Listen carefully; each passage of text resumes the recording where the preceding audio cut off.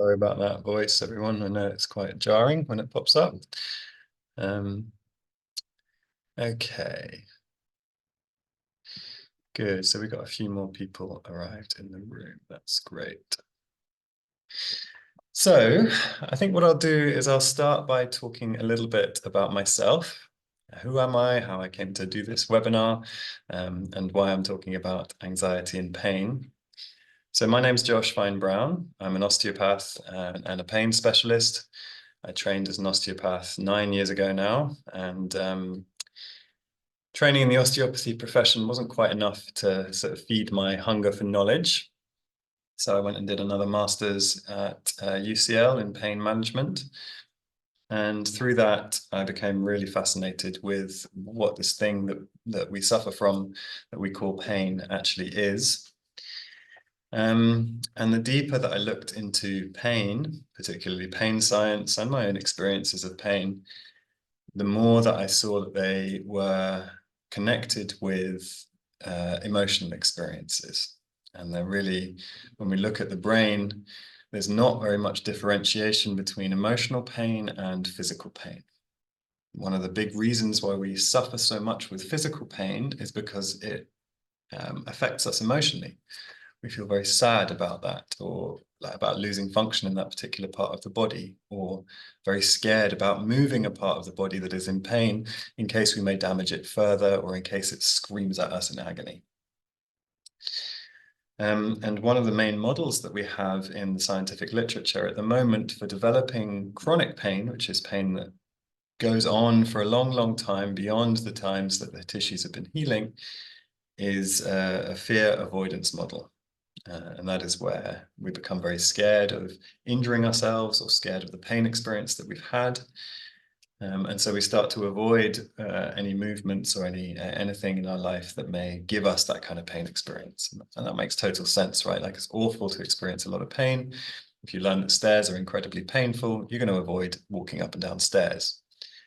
Unfortunately, that kind of being scared of pain tends to lead to a reduction in activity, a reduction in muscle strength, and a perpetuation of this pain experience that people have been having. So we're going to dive a little bit more into that today. I run a private practice in Highbury and Islington, as well as doing a movement and breathing class here at Richmond Road Medical Centre once a week on Monday evenings, which is free to attend.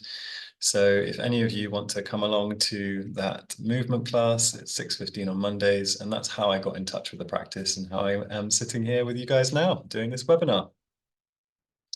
I'm also a lecturer in the university, so I lecture on 2 modules at the Osteopathic University as well. So I've got my sort of hands in a lot of different jobs at the moment, and I love it. I love the diversity of that. So I think we should jump into the PowerPoint. We've got quite a few people who just entered the chat, which is lovely. So the objective of today is for you to come out of this lecture feeling grateful for your pain and for your anxiety. That's what I want to help with.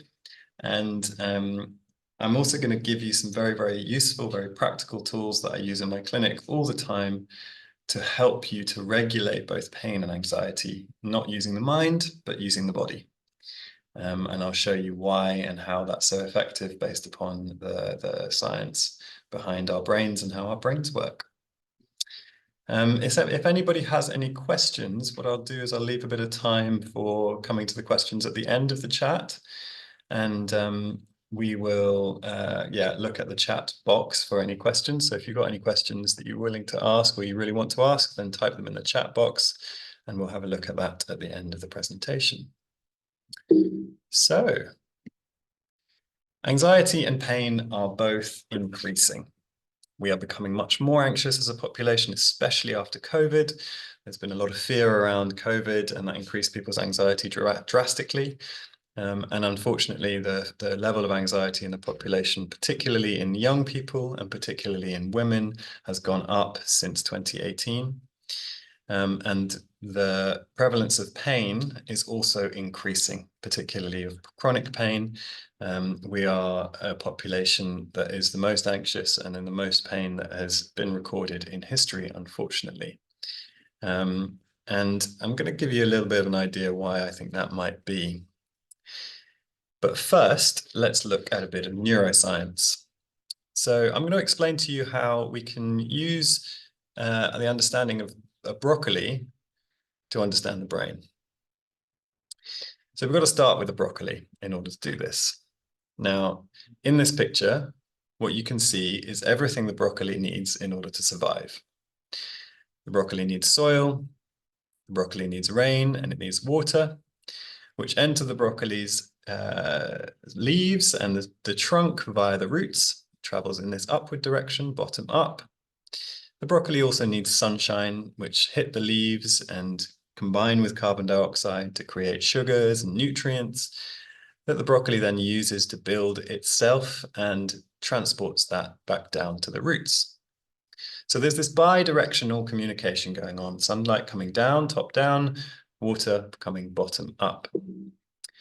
And we have the same bi-directional communication in our brains. Now, when we have something in our environment that we perceive as threatening, let's say, for example, it's a spider or a work deadline that's coming up, or potentially somebody, your ex just walked into a pub who you had a terrible relationship with. And suddenly these environmental stimuli that you're seeing and feeling signal to you that this is a threatening situation. Now, this information comes in from the eyes or in from your senses and travels up to the basal ganglia, which are a part of our brains that sits at the base of our skull. And this basic part of our brain is present in all mammals, all reptiles, and it coordinates our basic bodily functions, like heart rate, like breathing, like temperature, and we need it in order to survive. That's why if you look in movies, let's say a mafia movie, and they put a gun in the mouth and they point it straight back, it's guaranteed to kill somebody because you hit this area of the brain at the base of the skull, which coordinates all of the rest of the survival functions. And this is where stress activates. So stress is a coordinator of these primary functions, which is the reason why when you're stressed out, you get hot, your heart rate increases, your breathing rate changes, etc. So when you see something in your environment that's stressful, the signal comes in from the body senses and hits these stress areas of your brain, but it doesn't stop there. The brain has to make sense of these experiences. And so it tends to then send the information up to the cortex, which is the newer part of our brains, particularly well developed in people, and seems to be responsible for our thinking, our internal narrative, our internal images, and all of the things that go on inside of our heads. And when you see something that's threatening, let's say your ex has just walked into the pub, what do? You start to think about potential ways you're going to deal with that situation, right? You start to attempt to find a solution to the problem that is perceived as threatening. And your mind gets really, really busy predicting how it's going to act in the future, trying to get you to find a way in which to tackle this situation in a way that you're not going to get into an awkward conversation with this guy. Do you leave? Do you stay around? What do you do? So the stress is sensed by the body, feeds the stress response system first, and then attempts to be explained by the thoughts, by the cognitions in the brain. And then let's say you see a spider. You see the spider is in between you and the door, and you don't see any way of you getting past that spider without encountering it, and you are terrified of those spiders. You're thinking, what do I do? What do I do? And that thought process then sends a signal back down to this stress center and amplifies that whole process. It really is threatening, this thing that you're sensing. You've made sense of it, and this sense you're making is that it's terrible, and I need to get more stressed out about this to attempt to escape and deal with this situation. So these anxious thoughts then start to power up the stress response, heart rate increases more, breathing rate starts sweating. And That then communicates back down to the body that it needs to do something to react to this, to protect you, tension, and all the other responses I've just mentioned. Now, what is the end of this cycle, right? The body then transmits the information of tension and stress and threat back to the brain, and it amplifies the whole situation further. And yes, the end result is a panic attack. Because this whole system has gone into overdrive. The thoughts are feeding the stress is feeding the thoughts, and vice versa. And it gets to the point where we can't even breathe. So, what does stress actually do? Now, we've spoken about this already a little bit, but stress is perfectly designed to create action. And I'm going to explain to you why. So, we need to talk a little bit about survival, right? Because ultimately, our stress response is connected directly to our survival. That's why all species with nervous systems have some kind of stress response, because it's trying to coordinate action to be able to help you to survive. Maybe that's running away from the thing that you feel threatened by. Maybe it's fighting it, like the spider taking off your shoe and getting ready to slap that thing. Or maybe it's just fainting. This is an overwhelming situation and you need to completely pass out and shut down. It's too much. So the survival of the species depends on 5 different tasks. And these common tasks are shared by all organisms that live. And these are, we need to maintain our bodies, our body integrity. We need to drink, balance fluids and electrolytes. We need to eat. So we need to incorporate nutrients. We need to reproduce, and we need to detect danger. So detection of danger is done by the senses, and maintenance of the physical body is where we start to connect pain and fear. And that's because pain, the whole reason we have pain is because it is trying to signal to us that we need to protect the physical state of our bodies. Pain is so often associated with damage. And pain is a product of our brains. Now, you may think, well, but if I cut my hand, it hurts in my hand. So therefore the pain is in the hand, right? And this is a very, very common misconception with pain. So we're going to use 2 examples. First example is of phantom limb pain. So it's a phenomenon that's very, very strange, but one that's quite well known. And that is when amputees, they have a horrendous injury or maybe a terrible infection, and they have a whole part of their body severed, cut off. And it's a very, very common experience. I think between 30 and 60% of amputees experience pain in the limb that no longer exists. So let's say I've had my arm amputated, and what I'm describing to the doctors when I'm going is that my hand that no longer is there is gripping into my palm. It's squeezing so hard that the nails are starting to cut through the palm and the skin, and they can't unclench it. This is a really common experience for phantom limb pain that's so specific. But there's no hand to be squeezing. But they experience real pain. This is not a made-up experience. This is real pain. And what this tells us is that pain is an output of the brain. So our brains have learned how and built a representation of the hand throughout our life. So there's like a little mini hand that lives in your brain. And when the nerves are activated around that little hand that lives in your brain, then you feel sensations as if the hand was still there, like a memory of the hand. Very, very similar to the way if I ask you right now to imagine an apple. So really try and close your eyes and imagine an apple in as much detail as you possibly can. What do you see and what do you feel? I'm guessing, but I expect that imagined apple in your mind is not just an image. It also starts to cause you to salivate a little bit, if you like apples. It comes with the smell of apples. It comes with the texture, the crunch. It comes with the taste. So what you have done is you have built an internal representation of an apple. Throughout all your experiences with apples in your life, you have built an apple into your mind, right? Now we do the very same thing with our limbs. We build them into our memories, into our minds.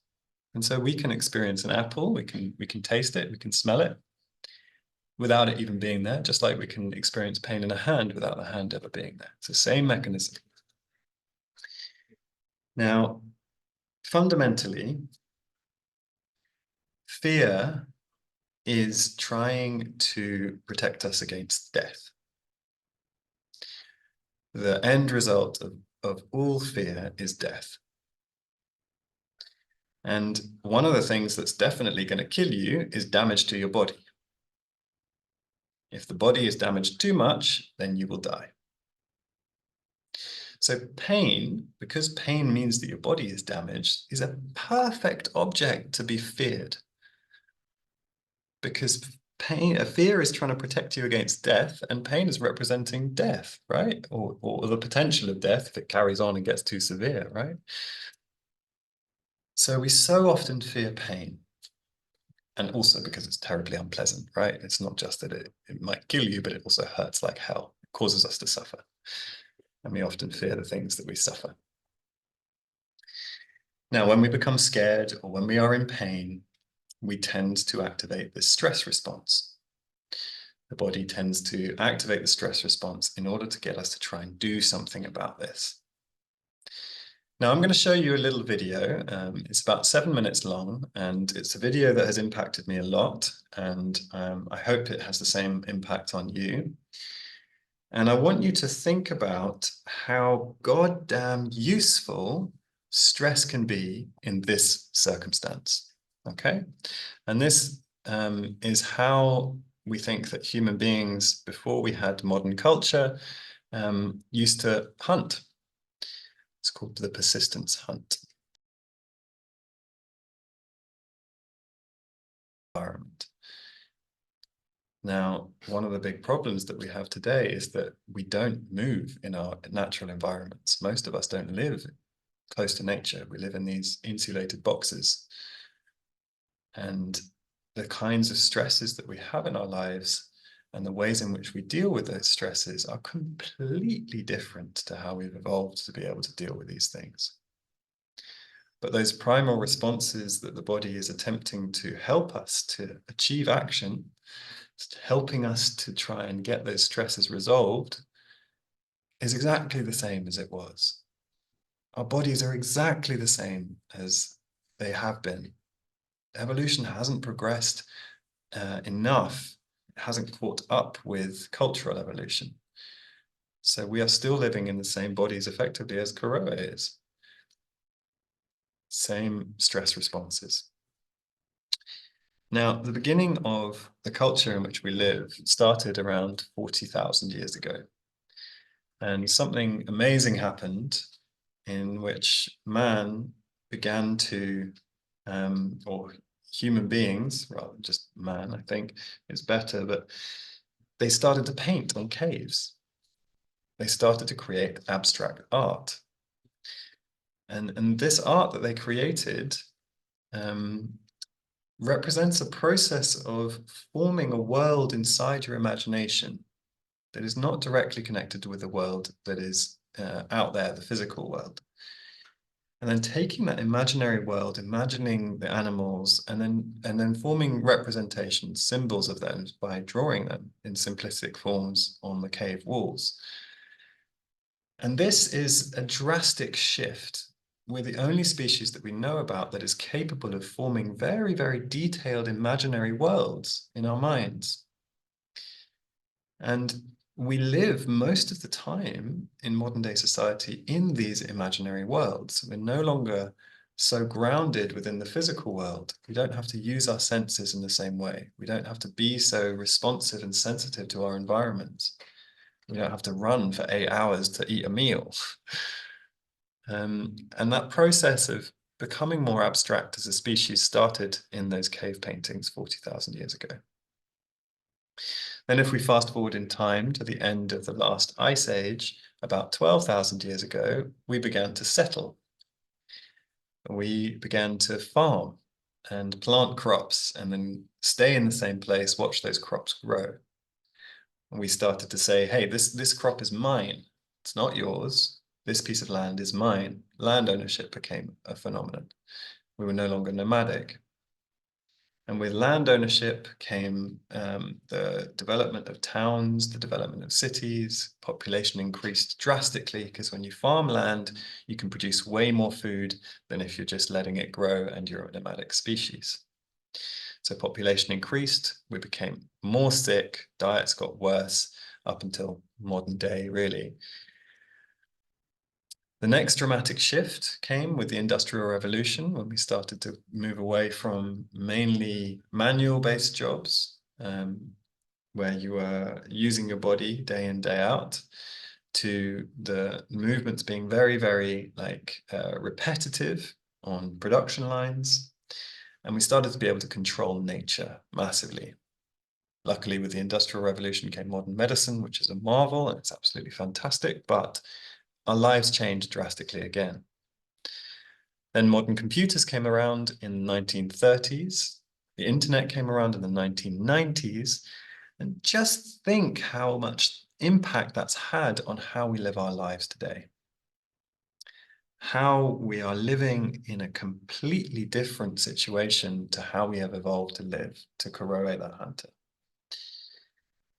And what we do with our anxiety, with our stress these days, is that we label it as a terrible thing, that it's a killer. It's something that we need to get rid of. It's something that we need to stop experiencing because it's bad for us. And anxiety, we wish we didn't experience these things.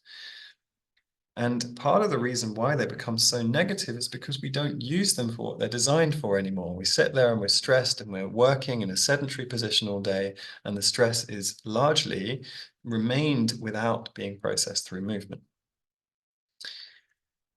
Our social environments are also much more complex than they used to be, and we have hierarchical systems that we often work within, which is very stressful as well. We have less control over our environments too. And all of these things compound to make anxiety and stress such a big problem as it is today. So, fear is useful for survival.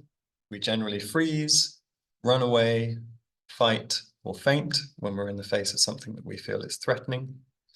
And particularly with pain, we tend to freeze or try and avoid the things that are painful. And freezing, as a response, is muscle tension. We tend to really tense up when we're freezing. And we've spoken about the relationship between these two.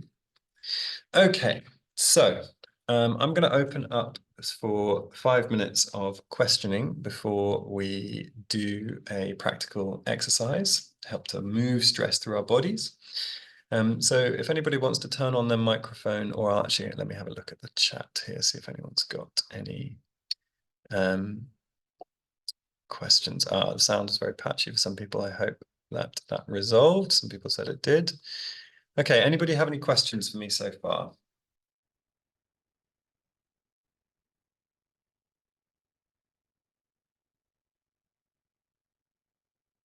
So how do you balance exercise with chronic pain? That is a great question. Thank you very much for asking. So exercise therapy is one of the most effective therapies for chronic pain, but there's a catch. When you exercise, if you've got chronic pain, it tends to hurt. And so there's a big conundrum which goes, okay, we need to exercise if we've got chronic pain, but it's really painful to do so. So it seems to make my pain worse when I do.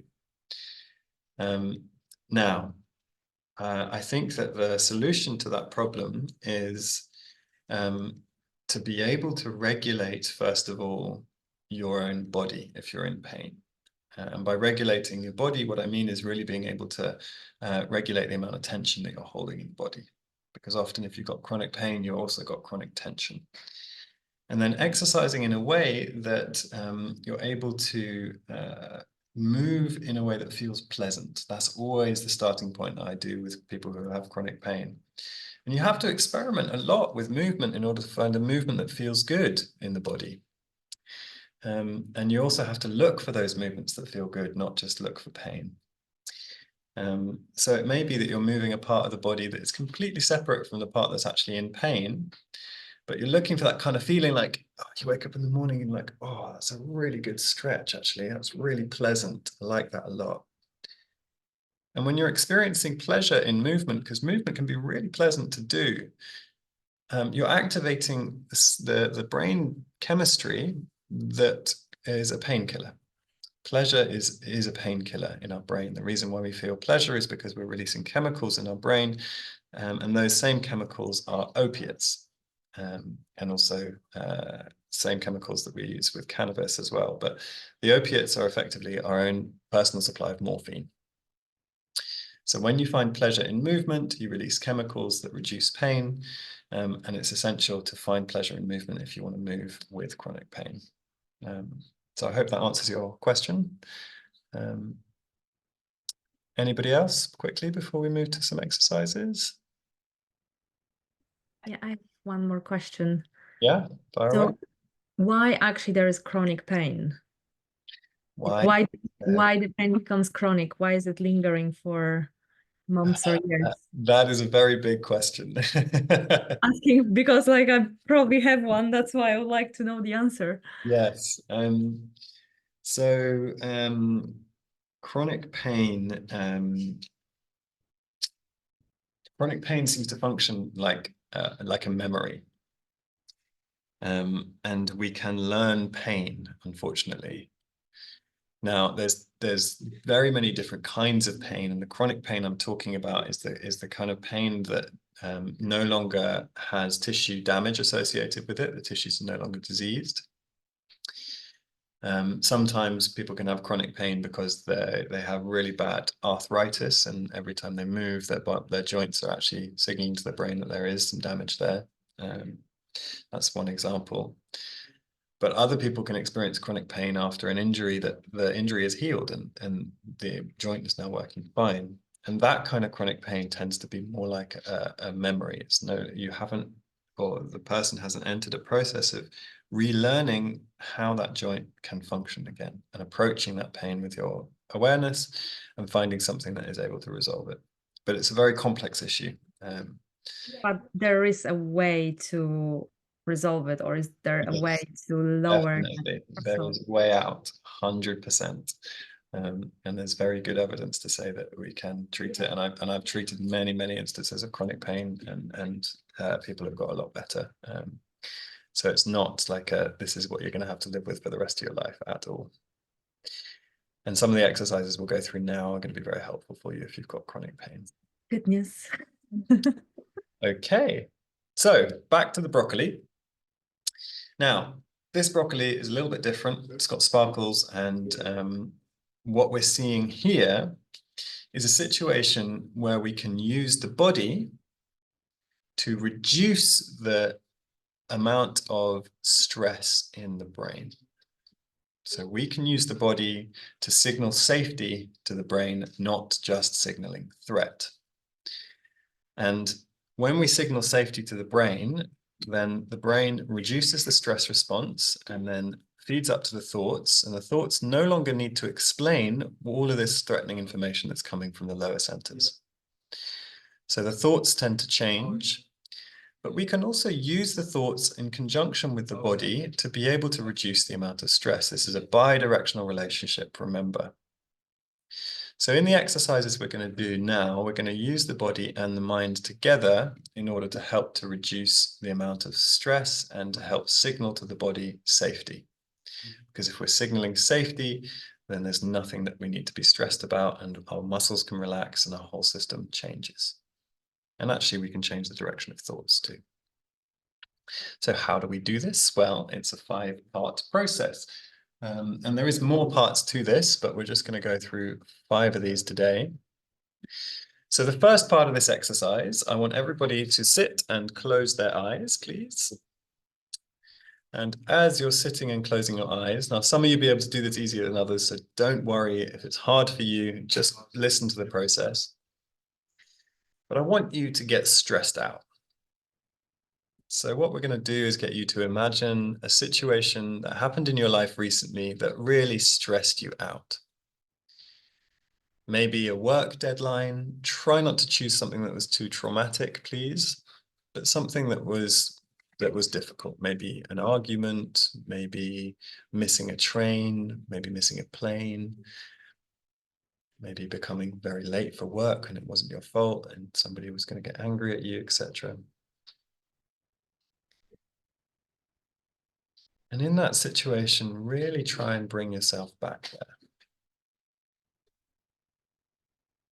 Try and remember how you felt.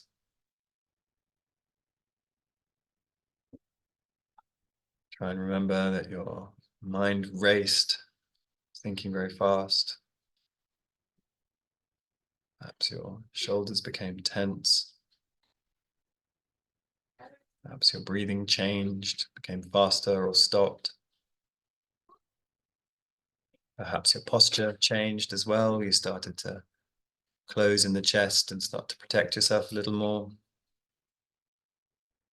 Heart rate increased. Started sweating. So all of these are the symptoms of stress. All of these are the stress response becoming active. Now we're going to do something quite different. And I want you to take yourself through all of those changes physically, and I'll guide you through it. And say thank you to the body for giving you all of these responses. And try to mean it, recognizing that the body is just doing its very, very best to help you to deal with this stressful situation. See if you can find in yourself some gratitude for the body working so hard to try and help you and to try and protect you. So let's begin with the muscle tension. Thank you tension in my shoulders, in my jaw, in my belly, in my legs. Thank you tension for trying to protect me and to help me through this stressful situation. And you can say this out loud or in your mind, it doesn't matter. Now let's move to the lungs. Thank you, breath, for stopping or for speeding up to help to protect me and bring more oxygen into my lungs. More oxygen allows me to move better. Thank you so much, lungs. I really appreciate it. Thank you very much, mind, for racing, for helping me to get through this stressful event, for helping me to plan and to make sure that I anticipate any potential threats in the future. Thank you very much, mind, for racing. Thank you, heart, for beating faster, pumping more blood to my muscles, pumping more blood to my brain, so I can move through this thing I'm stressed about and think through it much more effectively. Thank you very much, digestion, for shutting down, for stopping all of your functions so I can deal with this stress better.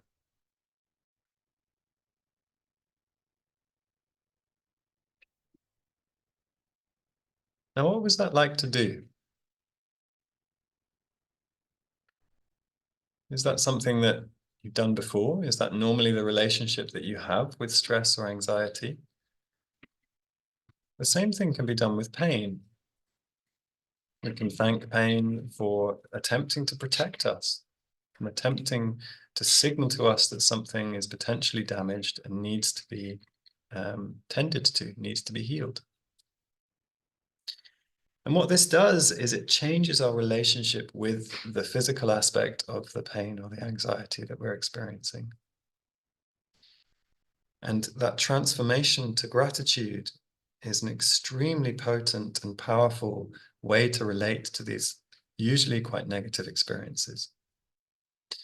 And the wonderful thing about love, the wonderful thing about gratitude is that they can hold fear and pain and anger like you would hold a little child and say, hey, listen, it's okay. I'm here. But the problem with fear and the problem with pain and the problem with anger is that when you're in it, it's very, very difficult to love anything. They don't include other emotions. They exclude them. They push them away. Fear tends to avoid them. Anger tends to attack them. So gratitude and love are more powerful in that they don't get rid of these things, but they change the relationship to them. So once gratitude has been laid as the foundation, then we can begin the breath. And the kind of breath that is so useful for helping to regulate stress is the breath that uses our diaphragm and descends into the belly. So I'd like everybody to place their hands on their belly right now, one hand on your chest, so that you can feel these two areas. And the first movement is to push the belly out. So I want you to, without breathing, just try and push your belly out and suck it in. Get used to that feeling of pushing out and sucking in the belly. Next, what we're going to do is, sorry, pushing my belly in and out made me move some stuff around in my digestion. So the next thing we're going to do is we're going to bring air into the belly. And as you breathe in, you want the belly to come out, inflating it like a balloon. Don't limit the breath to the belly. You can raise it up to the chest as well, but we want to make sure that some of the breath enters this space down here. So let's practice that 5 times, breathing into the belly, inflating the belly with the in-breath. And as you breathe out, try to relax the body. Inflating the belly with the in-breath.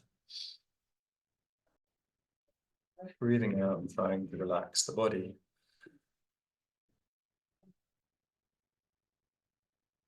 Three more times, breathing in, inflating the belly, breathing out, relaxing.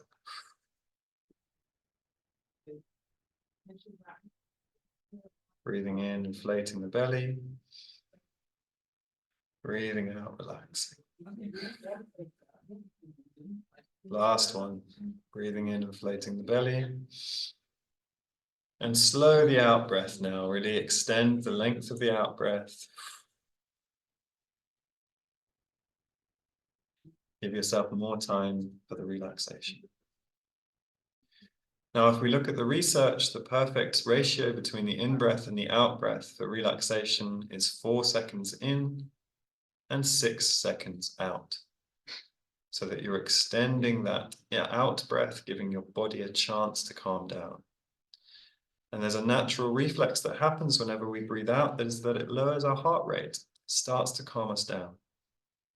When we breathe in, it increases our heart rate ever so slightly. So if overall you're spending more time breathing out, overall your heart rate is going to reduce. Now the caveat with this is that if anxiety is extreme, sometimes it's overwhelming and it's too difficult to calm that down. The more you practice this breathing and the more you practice the relaxation, the more you'll gain the skill of regulating your own heart rate and the easier it will become to regulate your stress response too. So I highly recommend practicing this on the train, wherever you've got a moment, placing the hand on the belly, hand on the chest, 4 in and 6 out. So now we need to come to the posture. Now, if we are scared, if we are in pain, what we tend to do is to tense, bringing our shoulders forwards and upwards, bringing our belly into tension, and this is a perfect position to protect us. So I'm exaggerating, obviously, but this tends to be a very defended, very protected position. Why? Because we're covering the most vulnerable places in our body, our throat and our belly. If you ask any boxer or any fighter what's the best defended position, they say protect your jaw, protect your neck. It's because if they get hit in the jaw or they get hit in the neck, that's it, you're knocked out very easily. So we tend to protect these areas by raising the shoulders, by tucking in the chin, by bringing the head forwards, and by creating tension to protect against force. And because pain is a threatening thing, fear is a response to threat, this is what we tend to do.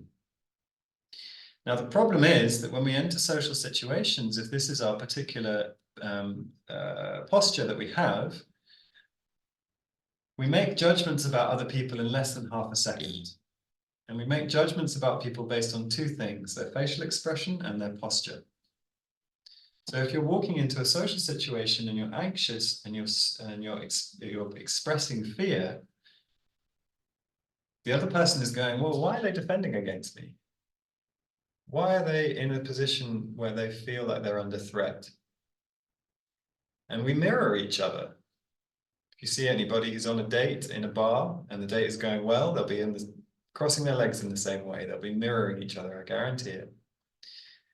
So when the other person starts mirroring you, they start to adopt the same kind of position. And this then changes their physiology and is associated with threat, so they start feeling under threat as well. So posture is not just nice for one's own body and good for pain, but it's also a social phenomenon. So the second thing that we need to adjust if we're feeling anxious or scared is to bring ourselves into a stance where we are relaxed, upright, and exposing these vulnerable places to the world. Breathing in deeply from the belly, lifting the chest ever so slightly, and relaxing into the body in a more upright, open position. And then put a smile on your face. We smiled, and whenever we smile, it activates the same brain areas that make us happy, because our association throughout our whole life is when we're smiling genuinely, we tend to feel good. And so we can reverse engineer it that way. So the posture is the second one we need to do. Opening the posture, exposing the vulnerable places, and smiling. Smiling at our anxiety. Now, for pain, we need to move. And for fear, it may be good to start a boxing class or to run if you really want to move through your fear. Both of those things are extremely useful. Now, the way in which we want to move with pain experiences in a way that it feels very, very pleasurable. So I want everybody to stand up now. And when you stand up, we're going to go through two different kinds of stretching. And this is something that I see in my clinic all the time. And I spend my life teaching people how to stretch properly, because the whole world has taught you how to do it wrong. So let's go into like a side bending stretch. And if your back is painful, find another stretch that you can do that you get stretched. But I'm just going to demonstrate this one. So bend over to the side, really reach. Just like in a yoga class, you might say, go deeper into the stretch, or find a nice deep stretch. And it's likely what you're doing now is you're experiencing a stretch that's about 7 or 8 in intensity out of 10. You're kind of not breathing that much either. And you're wondering when the stretch is going to end, because it's quite unpleasant, but you feel like it's probably good for you. Come back out. Okay. So this is how most of us stretch. Now what we're going to do is we're going to go into the stretch on the other side of the body. But this time, what I'd like you to do is focus on the breath. So you're breathing evenly in and out throughout the movement. And only go to the point of like 3 or 4 out of 10. So stay at a mild stretch that doesn't really feel like it's doing that much. But use the deep breath and then the out breath to try and relax into the stretch. So you're trying to concentrate on turning off and lengthening the muscles that are actually stretching. Breathing into them. And what you may notice if you're doing this well is that you gradually drop further into the movement. You slowly, by using the breath, extend the length of the muscles, but the stretch doesn't get very much more intense. You start to lengthen without experiencing that reactive tension or any more discomfort coming out. Now, what you've done is you've started to listen to your body. You've started to respond to your body when it's saying, hey, thank you very much. This is exactly what I wanted. This feels great. As opposed to listening to no pain, no gain. And no pain, no gain will create tension, and it will create much more, you'll be very inefficient in your stretches, and you won't learn how to regulate your body. But moving and stretching in a way that just feels really pleasant and you're breathing deeply during it, your body is effectively saying thank you. Because the message that the body says when it says thank you is a pleasurable feeling. That's the way in which your body communicates it. So when you're moving, look for pleasure in movement. Let's do that for the other side. Breathing gently, just taking it easy with the stretch. Concentrating on relaxing into the movement.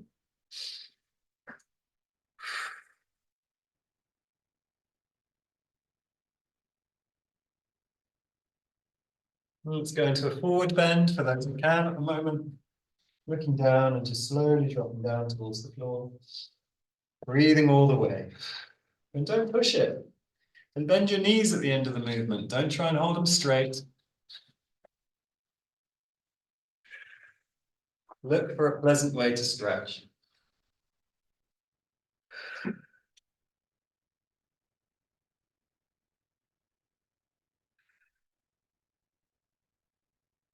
And as you gradually roll back up, just notice how it felt. Now we have this internal compass. We all have this inbuilt compass. And that is from discomfort to comfort, from pain to pleasure. And if you're moving in a way that creates a pleasurable sensation, especially in the face of pain, what you'll be doing is you'll be using the internal orientation that we have evolved over millions and millions of years. You'll be listening to the messages that the body is trying to tell you. Rather than trying to think through what's best for you, try and feel through what's best and trust that your body knows what it needs. And it will give you what it needs, signaling that to you with a really pleasant sensation. So, hopefully you are understanding a little bit more anxiety from a body-based perspective. Hopefully you understand the value of anxiety for survival and the difference between the way in which we are living today versus how we have evolved to live. Hopefully you understand a little bit about how pain is an output from the brain and how we need to move into pain with finding pleasure and listening deeply. And hopefully you understand also how to breathe to be able to calm your whole system down and to regulate yourself a little bit better. So we've got 5 minutes left for questions, and then I'm going to have to go.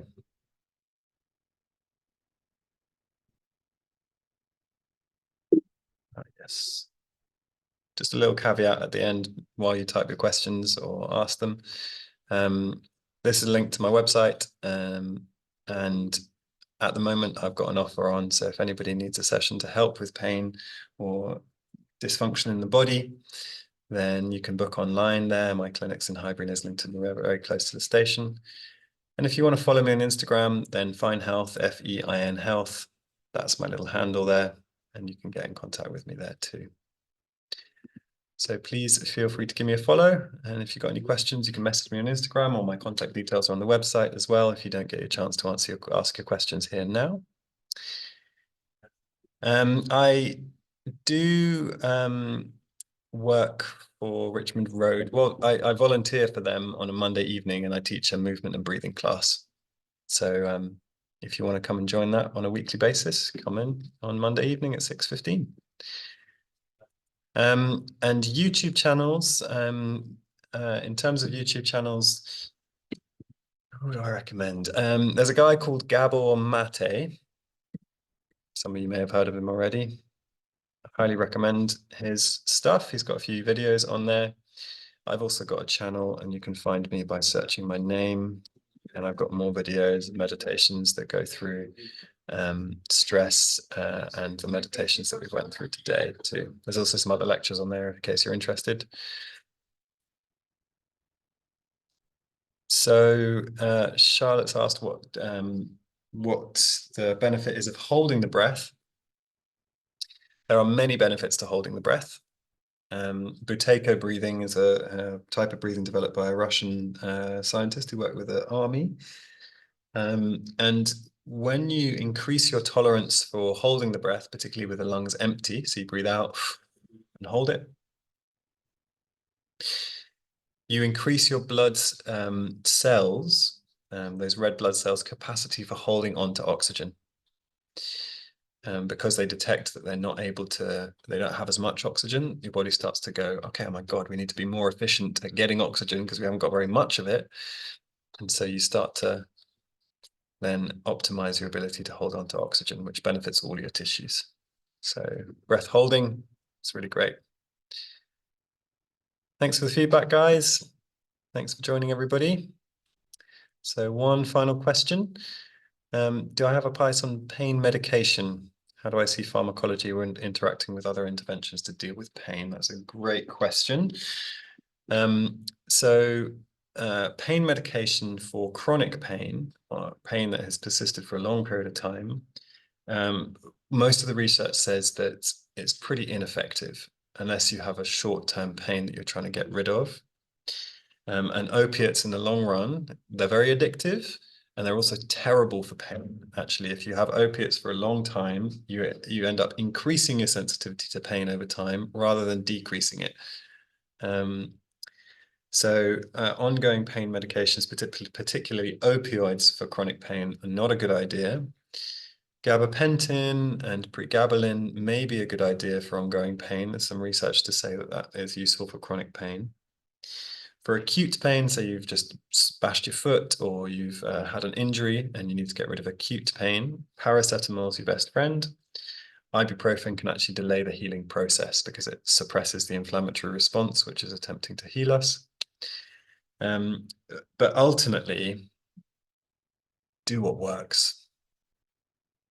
If it's working for you and the pain medication is enabling you to live your life in a way that you want to be living it, then use it. But don't use it in isolation. Use it in order to move, use it in order to help yourself with other things, because in isolation, it's not an effective treatment. So hopefully that answers your question. Great. Okay, well, we don't have any time for any more questions. Thank you so much, everybody, for joining. Hopefully you can give me a follow and be in touch if you've got any other questions. But yeah, it's great to speak to you all, and I'll upload the recording to my YouTube as well, so you can see it there. All right, then. I hope you have a lovely evening. Take care. Speak to you again soon.